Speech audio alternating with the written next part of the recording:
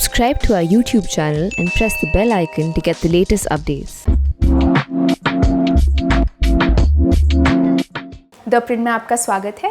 हमारे इस KYC या नो योर कॉन्स्टिट्यूशन के वीडियो को शुरू करने से पहले मैं आप सभी को हमारे एक नए फीचर के बारे में बताना चाहूँगी, जिससे आप सिर्फ 159 रुपये पर मंथ पे हमारे YouTube चैनल के मेंबर बन सकते हैं। अब मेंबर बनने के कई स्पेशल फ़ायदे भी हैं, जैसे कि हमारे मेंबर्स को कई इम्पॉर्टेंट वीडियोज़ को बाकी दर्शकों से पहले देखने का मौका मिलेगा और हमारे द प्रिंट के सारे रिपोर्टर्स हमारे मेंबर्स के कमेंट्स का पर्सनली जवाब देंगे।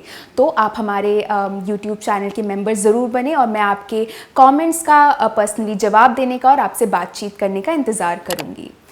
अब पिछले हफ्ते से ही जब से मोदी सरकार ने एक सहकारिता मंत्रालय बनाने का ऐलान किया है, तब से ही इसको लेकर विपक्षी दलों की जंग शुरू होती दिखाई दे रही है। ये मंत्रालय, जिसकी जिम्मेदारी गृह मंत्री अमित शाह को सौंपी गई है, ये सहकारी समितियां यानी कि कोऑपरेटिव सोसाइटीज से संबंधित है, जो कि कई राज्यों में किसानों और छोटे व्यवसायियों के लिए एक लाइफलाइन की तरह काम करती है। लेकिन ये मंत्रालय कामकाज शुरू करे इसके पहले ही उस पर विवाद शुरू हो गया है। विपक्षी दलों ने उसको लेकर कॉन्स्टिट्यूशन का हवाला देकर सरकार की मंशा पर सवाल उठाए हैं। इसलिए आज के KYC एपिसोड में मैं आपको इसी मुद्दे के बारे में और डिटेल में बताऊंगी। अब PIB के एक रिलीज़ के अनुसार ये मंत्रालय सहकार से समृद्धि के विजन को साकार करेगा और देश में सहकारिता आंदोलन को मजबूत करने के लिए एक अलग एडमिनिस्ट्रेटिव, लीगल और पॉलिसी फ्रेमवर्क तैयार करेगा। लेकिन सहकारिता आंदोलन का आखिर मतलब क्या होता है? एक्चुअली सहकारिता यानी कि कोऑपरेटिव के तहत जनता के बीच से लोग निकलकर संस्थाएं बनाते हैं और किसी कॉमन लक्ष्य के लिए काम करते हैं, जैसे बैंकिंग, खेती, चीनी मिल संचालन, डेयरी फार्मिंग। देश में फ़िलहाल करीब 1.9 लाख कोऑपरेटिव डेयरी सोसाइटीज़ और 330 कोऑपरेटिव शुगर मिल ऑपरेशंस हैं और इसके अलावा हर राज्य में कई सहकारी बैंक्स भी हैं। इनफैक्ट इस आंदोलन की सफलता का सबसे बड़ा जो उदाहरण दिया जाता है वो है अमूल ब्रांड का, जो कि गुजरात की सहकारी संस्था के द्वारा ही चलाया जाता है। इनफैक्ट आंकड़ों को देखा जाए तो साल 2019-20 में देश में सहकारी डेयरी समितियों ने 1.7 करोड़ सदस्यों से 4.8 करोड़ लीटर दूध खरीदा और हर दिन 3.7 करोड़ लीटर दूध बेचा था। देश में होने वाली चीनी उत्पादन का करीब 35% हिस्सा सहकारी समितियों के द्वारा ही होता है। ये आंकड़े नेशनल डेयरी डेवलपमेंट बोर्ड की रिपोर्ट से लिए गए हैं। बैंकिंग और फाइनेंस में देखा जाए तो सहकारी संस्थाएं ग्रामीण और शहरी क्षेत्रों में काफ़ी हद तक फैली हुई हैं। विलेज लेवल पर किसान संघों ने प्राथमिक कृषि ऋण समितियां यानी कि प्राइमरी एग्रीकल्चरल क्रेडिट सोसाइटीज़ बनाई हुई हैं और ये एक्चुअली ग्रास रूट्स लेवल पर क्रेडिट फ्लो का सबसे अच्छा एग्जाम्पल है। ये समितियां एक गाँव की ऋण मांग यानी कि क्रेडिट डिमांड का अनुमान लगाती हैं और जिला केंद्रीय सहकारी बैंकों यानी कि डिस्ट्रिक्ट सेंट्रल कोऑपरेटिव बैंक से मांग करती हैं।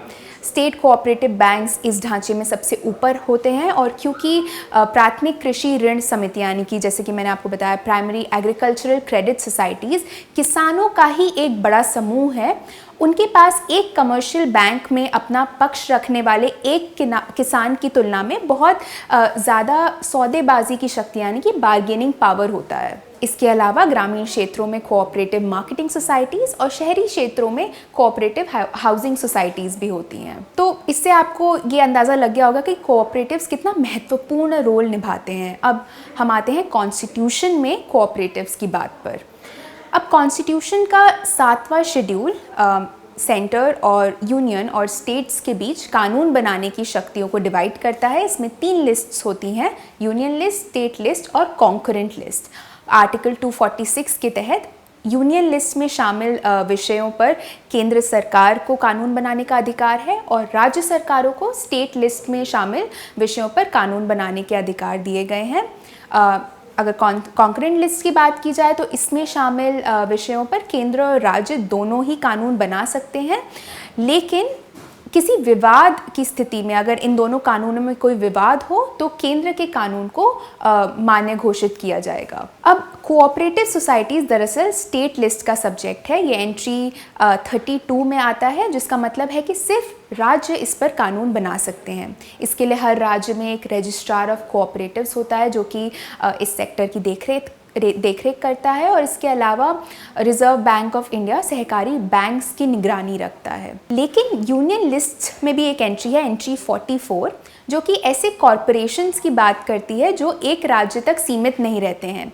हालांकि इस एंट्री में कोऑपरेटिव सोसाइटीज़ वर्ड्स का इस्तेमाल नहीं किया गया, लेकिन एक्सपर्ट्स कई बार ये आर्ग्यू करते हैं कि इसमें मल्टी स्टेट कोऑपरेटिव्स भी आते हैं, जो कि एक ऐसे कोऑपरेटिव सोसाइटीज़ जो एक राज्य तक सीमित नहीं रहती हैं। इसके लिए केंद्र सरकार ने multi state cooperative societies act 2002 भी बनाया है, जो कि पूरी कंट्री पर एक समान लागू होता है। अब कॉन्स्टिट्यूशन में 2011 में 97th अमेंडमेंट से कोऑपरेटिव सोसाइटीज़ के लिए कई एडिशंस किए गए। फॉर एग्जाम्पल, सबसे पहले आर्टिकल 19(1)(c), जो कि हर नागरिक को एसोसिएशंस और यूनियंस बनाने का अधिकार देता है, उसके साथ साथ नागरिकों को कोऑपरेटिव सोसाइटीज़ बनाने का अधिकार भी दिया गया। इसके साथ साथ directive principles of state policy, जो कि सरकार की नीति में एक अहम रोल निभाते हैं, इसमें एक नया आर्टिकल 43B ऐड किया गया। यह आर्टिकल 43B कोऑपरेटिव सोसाइटीज़ के प्रमोशन की बात करता है। इस आर्टिकल के तहत सरकार को कोऑपरेटिव सोसाइटीज़ के गठन, उसके कामकाज, उसकी प्रोफेशनल मैनेजमेंट, उसकी डेमोक्रेटिक कंट्रोल को बढ़ावा देने का प्रयास करने के लिए कहा गया है।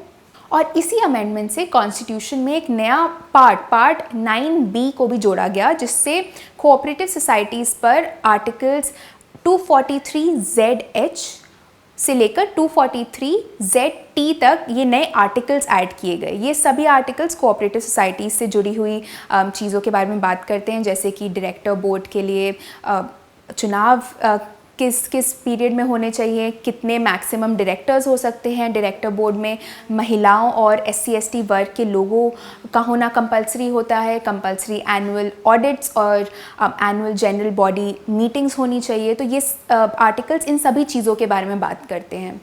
लेकिन अप्रैल 2013 में गुजरात हाई कोर्ट ने इस पूरे इन सभी आर्टिकल्स पार्ट 9B को अनकॉन्स्टिट्यूशनल करार दिया, और इसमें अमेंडमेंट के प्रोसीजर से जुड़े भी कई आर्ग्यूमेंट्स थे। लेकिन कोर्ट ने इस बात पर जोर दिया कि केंद्र के पास सहकारी समितियों के लिए कानून बनाने का कोई क्षमता नहीं है, क्योंकि कॉन्स्टिट्यूशन में ये स्पेशली एक स्टेट लिस्ट सब्जेक्ट है, यानी कि राज्यों का विषय है।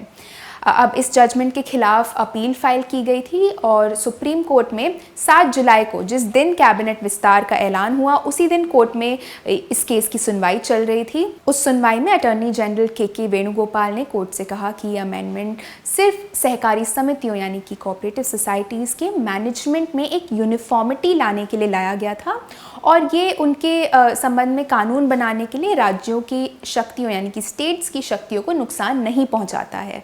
वेणुगोपाल ने भी एंट्री 44 का हवाला दिया, उसके बारे में बात की, लेकिन कोर्ट ने उन्हें ये कहा कि उस एंट्री में एक्सप्रेसली कोऑपरेटिव सोसाइटीज़ की बात नहीं की गई है, जबकि स्टेट लिस्ट में इसकी बात की गई है। अब ये अपील सुप्रीम कोर्ट में अभी भी पेंडिंग है, और अब विपक्षी नेताओं ने भी इस नए मंत्रालय को लेकर ऐसे ही कुछ तर्क पेश किए हैं, और कॉन्स्टिट्यूशन में इसके स्टेट लिस्ट में होने की बात की है। द प्रिंट के लिए मैं अपूर्वा मंधानी। हमारे YouTube चैनल को सब्सक्राइब करें और हमें सोशल मीडिया पर फॉलो करें।